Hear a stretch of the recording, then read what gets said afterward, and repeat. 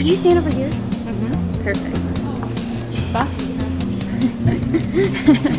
I like them bossy. Right.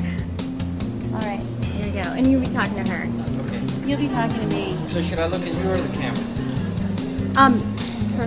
I am the camera. You are the camera. I am the Okay. camera. There is no separation between No these separation. lines. You look alike. Yeah. You do? Really? Could No, you me step? and the Sorry. camera. Could you step a half step that way? Me and and the then camera. I'm gonna step this way. So I shouldn't move, right?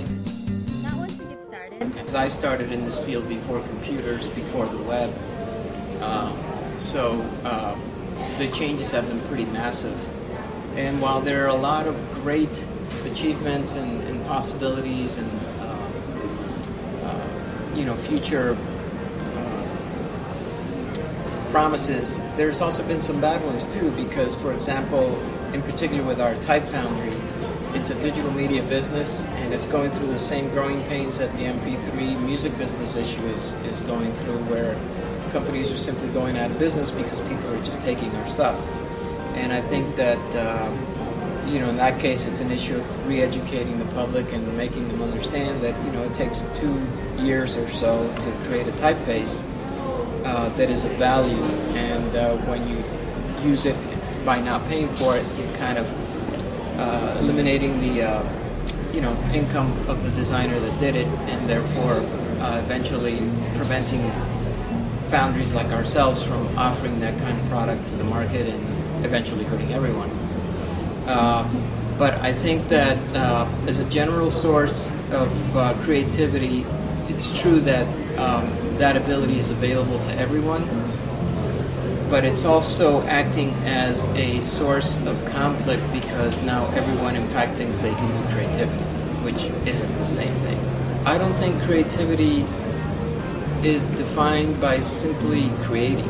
I think that creativity is a complete package of intelligence and relevancy and ability to execute the deliverable on a variety of levels, whether it's addressing the strategy or making sure you understand the client that you're talking to, or making sure that you are firm in your guidance to the client. Because just because a client's hiring you to do something doesn't mean that they know what they want, and they're often approaching you for that leadership quality. And a lot of people are afraid to offer that leadership quality because they're afraid they're going to be fired. And in fact, that's the real task that is present in most people's lives, is that they're afraid to accept the consequence of true leadership, because you have to be willing to accept that you're going to be fired if you offer leadership that someone doesn't want.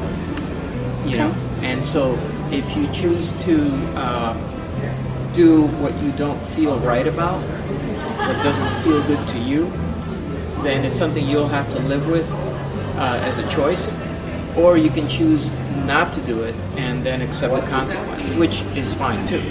I mean, I think for me, the most important thing has always been finding a place of happiness for myself.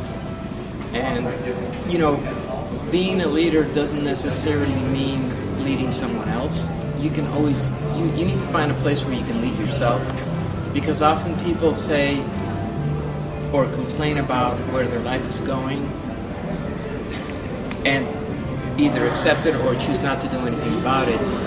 And I think that there's many ways to receive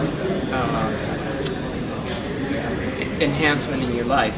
Obviously, we all need money, we all need to make money, we all have responsibilities, but we also need to be happy, and we need to be fulfilled, and we need to be comfortable in our skin. And we do have a choice in preparing our life as to how it turns out. And so if you don't want to do something for someone, then you just simply shouldn't.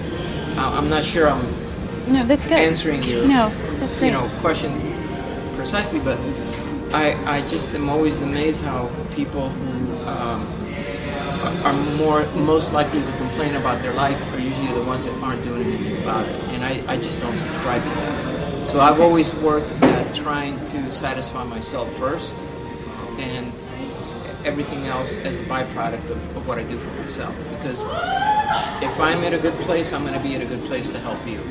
And so that's how I treat it.